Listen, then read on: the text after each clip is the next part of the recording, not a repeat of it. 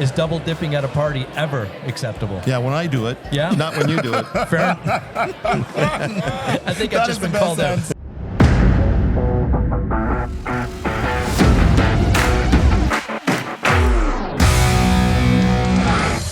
You're listening to the Not So Black and White Real Estate Podcast with your hosts, Sir Colin Campbell and Gary A. McGowan. Good afternoon. I'm your host, Sir Colin Campbell, here with Gary A. McGowan, and you're tuned into the Not So Black and White Real Estate Podcast. We're on location today at one of the largest Canadian real estate conference for the love of real estate. It's held in Mississauga right now. We're on site. There's over 600 amazing realtor partners where we're just collaborating and just focusing on building a bigger life. We're not competing. This is a space where we collaborate. And we have the owner of Keller Williams Canada in the hot seat today, Bill Soteroff. This man has become a mentor. He's become a friend. He's an amazing leader. And I'm just honored to share him with you today. None other than Bill Soteroff. Well, thank you so much for that great introduction. I don't know if I'm a mentor, but you said the introduction just the way I wrote it, so I appreciate that. Thank you very much. I'm sitting here in the middle. I suddenly realized that the chair, for those of you that can't see this, the chair they gave me is smaller than their chairs, so they're looking large and, certainly wealthy. The second part of that is I know that this is called black and white, so what does that make me? Leave it to people's imagination. I don't know what that says about me, but, thank you. But I've watched this. I've been on the program a few years ago. I've seen what you've done over the last few years. I want to say congratulations to you. From humble beginnings, you've traveled around the globe. You've been to family reunions, mega camps, real estate conferences, and everybody's talking about you. You're the #1 KW Canada podcast, and I am amazed, first of all, that you're still doing this.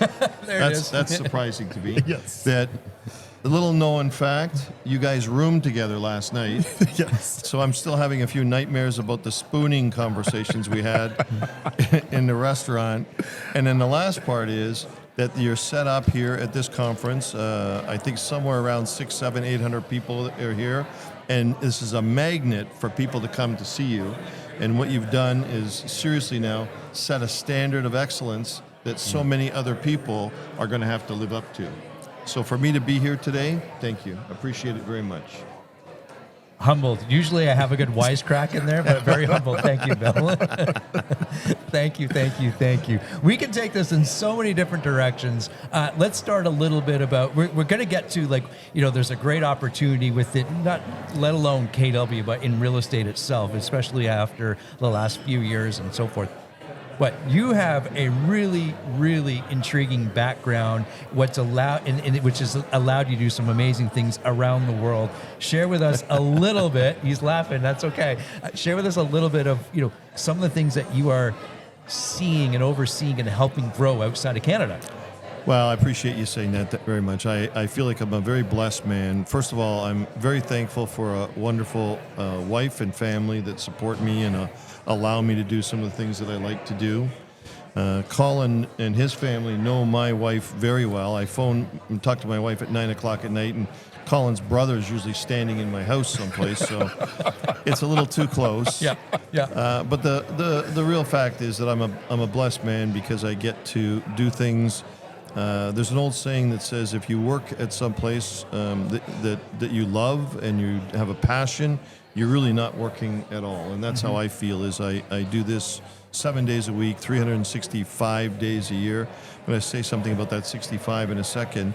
But I'm the president of Keller Williams Worldwide. We have 57 countries now, just under 20,000 agents, and we're celebrating our 10th anniversary.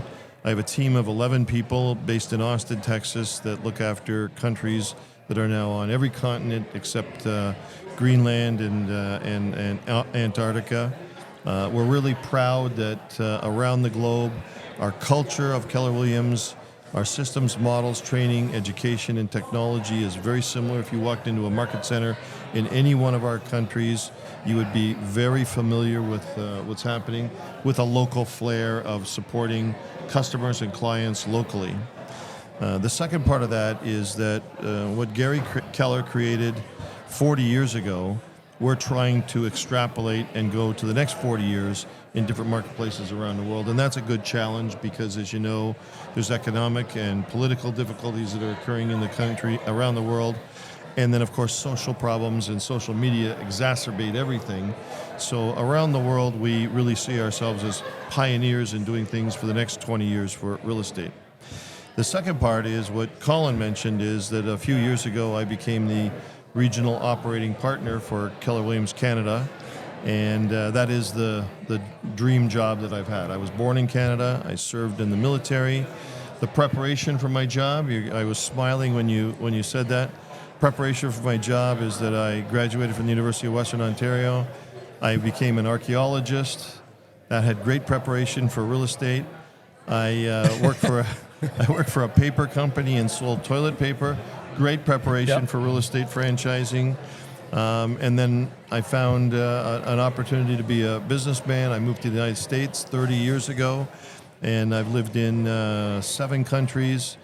I've worked in different environments, and I found a calling by accident, to be very truthful with you.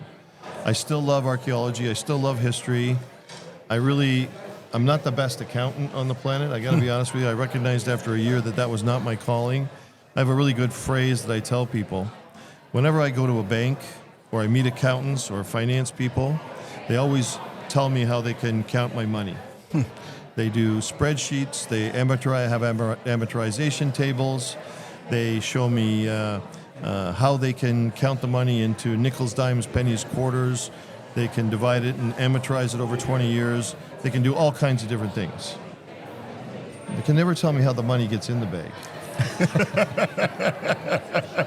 You know, as I said, I meet with finance people every month. And I usually walk in with a bag of pennies or quarters, or sometimes I put candy in the bag and I say to them, you know, tell me how much is in a bag. And they'll tell me. They'll count it 37 different ways. Not one in my entire life has ever told me how the candy or the money gets in the bag.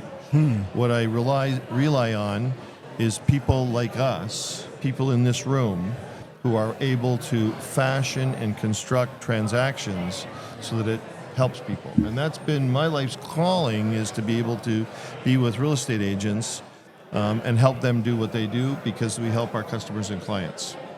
What I say to people is this: there are 2 essential things that people need in their life. All of the other things are wonderful. You need a car to get around, but if you didn't have a car, you'd walk. You need a partner perhaps, or friends or whatever, but if you didn't have a partner or friend, you could still survive. What you need is 2 things in the world for survival: food and housing. You know, we don't want to have to live on the street, and unfortunately there's a element in our society that are homeless, and we want to try to help them as much as possible. But that's a rough life, and we need to eat. You know, we can't go very many days without eating something. Some of us, Colin, don't eat the best. Some of us eat a little bit more healthy, but you need to eat. Of course. Now, we're not farmers. You know, we have not chosen that profession to plant and grow and harvest food.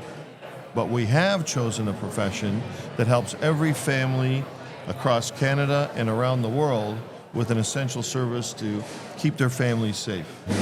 And then as families go forward, they're going to need services of buying, renting, or selling a property as their lives change. I think it's the most essential service that's there, is that we help every single family in their time of need when they need us. So very seriously speaking, the coaching, training, education that we can get in the hands of our agents is the best thing that we can do. Have them do their job better, absolutely the most wonderful thing.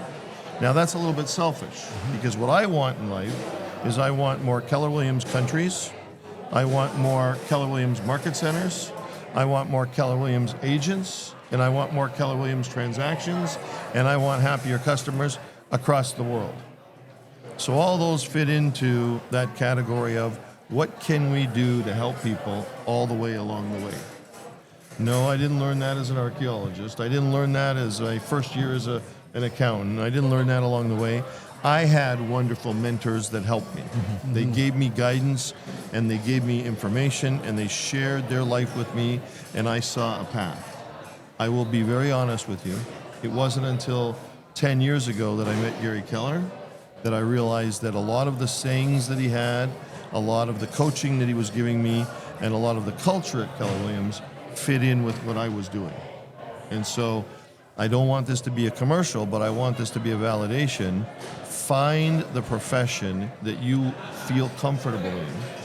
Find the work that you can do that is not work, but is something that is enjoyable, that makes a difference, and you'll never work a day in your life, and you'll change people's lives. For me, that honor is across Canada, around the world, and then we're going to start looking at going to different planets, different I solar like it. systems, I like it. different generations. And that's what I love about KW. The ceiling was once here, and now it's not. There's no ceiling. You're always raising the bar for us, Bill, and I appreciate that. Now, you're also responsible for Keller Williams being in 56 countries around the world. And now, as we look at real estate here in Canada, as the owner of an office in Canada, what advice do you have for Canadian owners where our own office here in Canada can become almost the United Nations of the world in each and every one of our offices, where we're represented by 56 cultures, if not more? Yeah, so one of the things that I do is I get to go to different countries or meet people from different places. Of course, I was born and grew up in Canada, and I always make a joke that says when I was in grade 5, there were 5 Billies in my class, and the teacher, Miss Methy, would go Billy 1, Billy 2, and I would always be Billy 3, 4, or 5 because I was in trouble, but I was sitting there. You go to a classroom today, and there are fewer Billies, and there are more people from different countries. Very often new Canadians, very often first, second, or third generation Canadians, and they're from different places. What I say is Canada is this great recipient of people from around the world, and Canada is this cultural mosaic that is formed about people coming from different places. The reason why I'm saying that is I don't think we're as stiff as other countries around the world. I'll probably get into difficulty as people from Italy or France or Spain or Portugal or South Africa, where I just came from, all listen to this podcast, but Canada is the recipient of people who come from all these different countries, Middle East, Asia, Indian subcontinent, from different places, and they come here. They change us a little bit. Sure. When I was a little kid, we played soccer once a month, gym class, but today, the number 1, 2, or 3 sport for young children is football with the round ball. And they cheer for Messi, or they cheer for Barcelona or Porto, and it's different from just being a fan of hockey. I am old enough to tell you that the first North American Soccer League championship was won by Toronto's Metros Croatia in the 1980s. Little known fact for you guys, but it's a very interesting thing, and I always remember it. Toronto's Metros Croatia was the first team that won the championship. I was at a Blue Jays game, and I left the Blue Jays game. I had a red Alfa Romeo, and my wife and I were in the car, and it was on the news. Blue Jays lost, and we were driving home to Oakville, and I said to my wife, hey, how about if we take a detour, we go along St. Clair, kind of a heavy Italian, Croatian area. And I said, let's go along and let's see what's happening. Maybe there'll be some kind of a celebration. 3 hours later, we're in a parade. People see that I'm driving a red Alfa Romeo. There's guys with rocking my car, all these things. And then I have all these people yelling at me because my wife is a Dutch blonde girl. And they're saying, where'd you get her from? What's she doing in this neighborhood? And we were laughing. And I stopped the car and we were laughing, hugging, laughing, cheering, and singing songs on the street. And all the policemen were clapping. That's the Toronto that I want. I want the Toronto that celebrates who we are and the diversity that we are. I don't really want a world where we're pointing fingers and accusing people of doing everything wrong. There's an old song that says, if everybody's wrong, who can be right? Sure.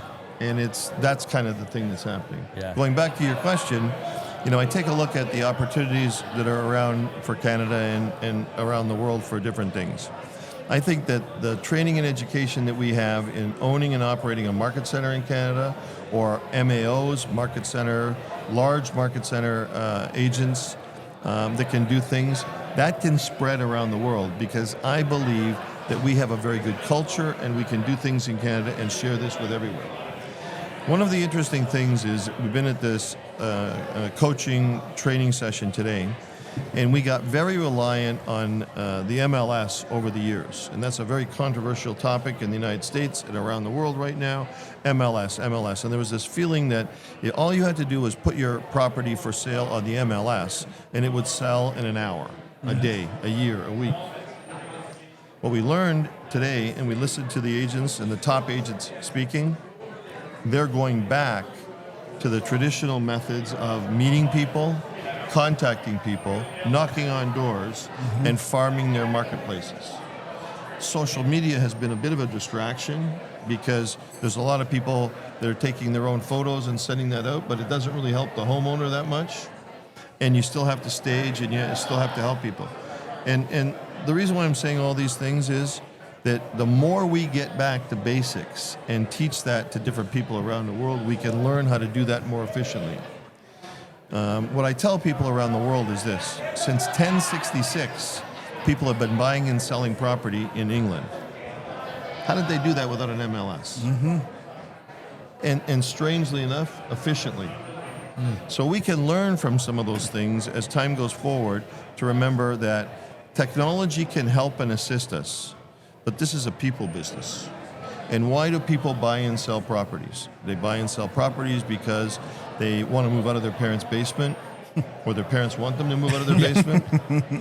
They perhaps have a partner, or they meet somebody and they go and rent a flat by themselves. Maybe they are blessed and have a child and they need another room.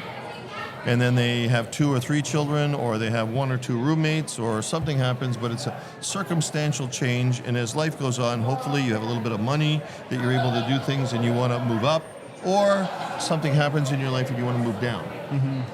What do you do without an estate agent, without a real estate agent to help you? You panic. What do you do when you find out that you have cancer and you have a limited time?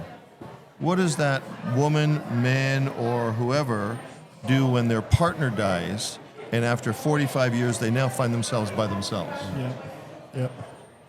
And they are living in a house where the children or the family's moved away, their partner's gone, and they're in a house that they no longer need, and their wealth is in their house.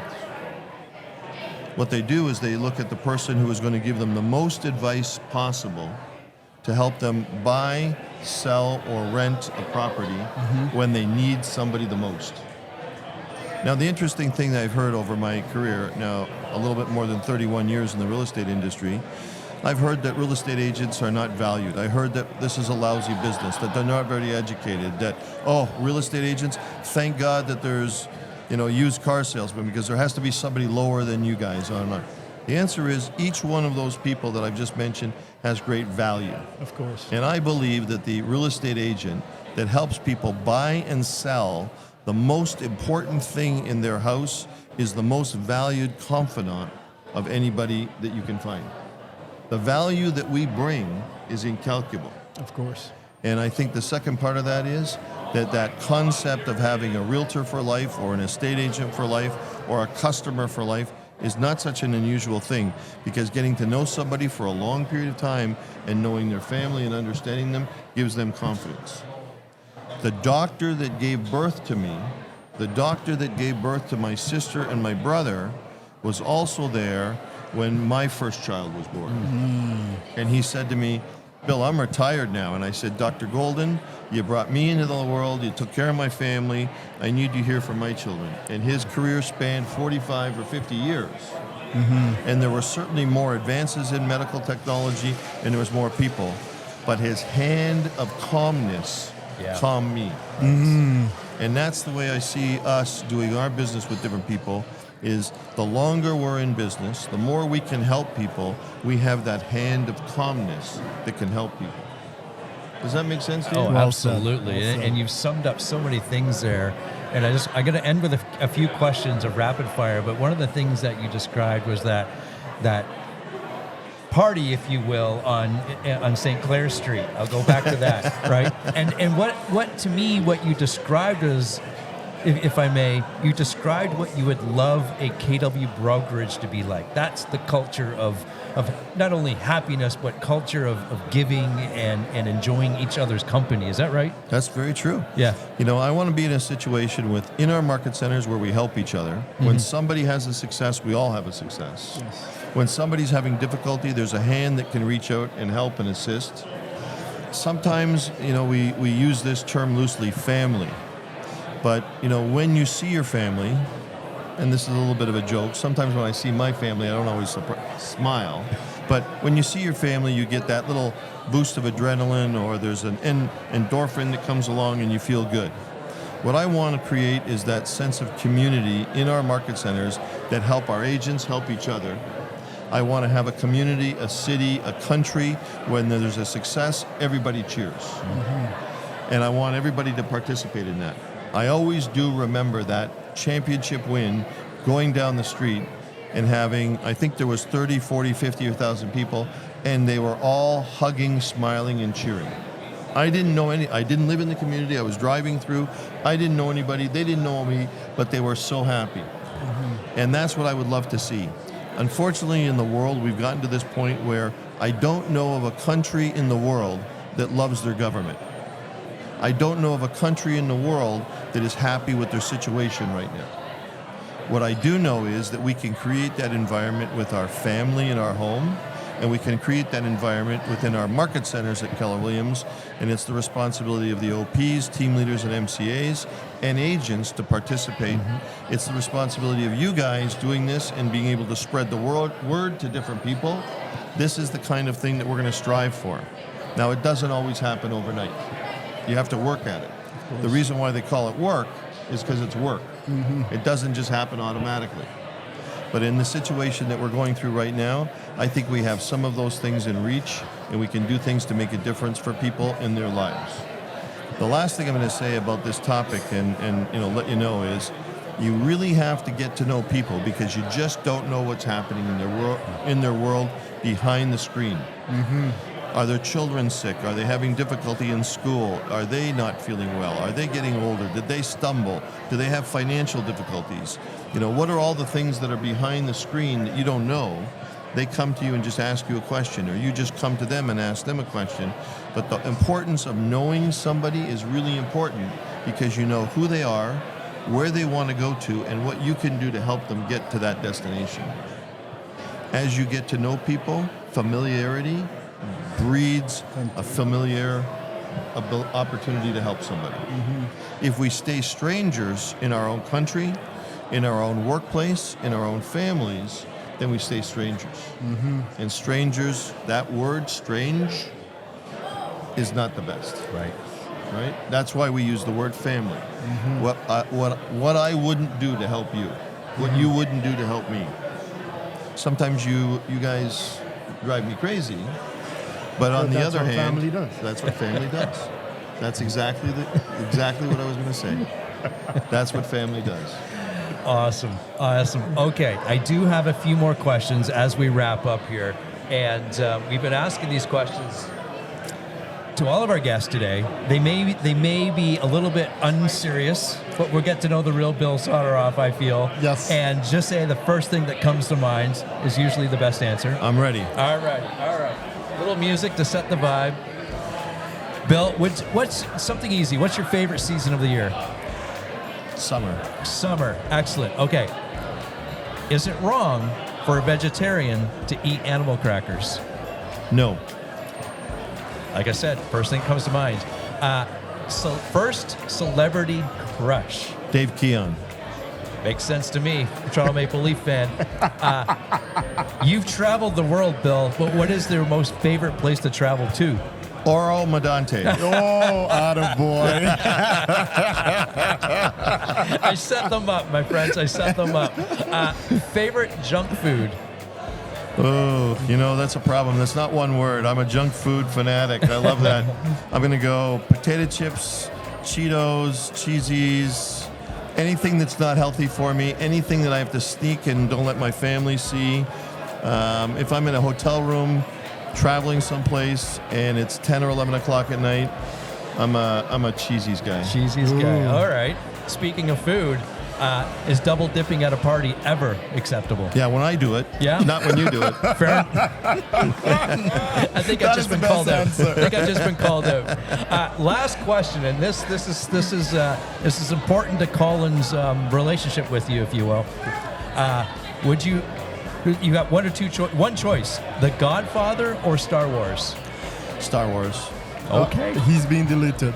That's his number is out my phone. I'm done with this man. Never again. Here's the problem with the question. You didn't ask me the right thing. You said Star Wars, where there's only one Star Wars movie. There's a whole bunch of other ones that come, but there's Godfather 1, 2, or 3, or 4, and all these different things. I'm a Godfather 1 fan. Yes. Right. Yes. I didn't like 2, 3, 4, 5, and 6. I don't like Star Wars 27 and all the other things that they've gone through. So, The franchise is done. The franchise at one point in time just makes money for the sake of making money. That's so right. we got to watch out for that. That's right. But I can tell you, the franchise for KW is not done. How's We're that? not done. We're just, the phrase of that is we've only just begun. We're just getting started. So watch out, world. Bill, it's always a pleasure sitting down with you. Thank you for your leadership. Thank you for your guidance. Thank you for being that steady hand holding the wheel as we go through turbulent times. It's leaders like you we look at, and regardless of what the temperature is or the whatever is going on outside, we can look at you and be calm inside. So Very kind. thank you for your leadership. Very kind. You don't see underneath the water where my legs are. I'm like that duck going as hard as I can. But thank you very much. There's one word that you left out. You said, thank you for leadership and all the different accolades that you gave. Let me just say this. I'd like to thank each of you for your friendship and your support. But friendship is something that's very hard. It has to be earned. And, you can't make friends just on a handshake or a fist pump and meet somebody for a short period of time. And especially during COVID, very hard. The fact that you guys show up, the fact that you're here and support and work hard at this, what's the relationship that we have is a friendship that I will cherish a long time. And you're my gold standard for this, and I appreciate you. I appreciate what you're doing with this. But I'd like to say thank you to my friends. Bill, thank you. Thank you, Bill. Appreciate you. it. Thanks. Of course, that's Bill Soteroff. That's Colin Campbell. I'm Gary McGowan. We'll see everybody in the next episode. Goodbye for now. Bye for now. We hope you enjoyed this episode. Make sure to click the subscribe button so new episodes will automatically be downloaded to your device. Please help us reach more people by leaving a rating and a review on your podcast player of choice. Now go make it an amazing day for somebody.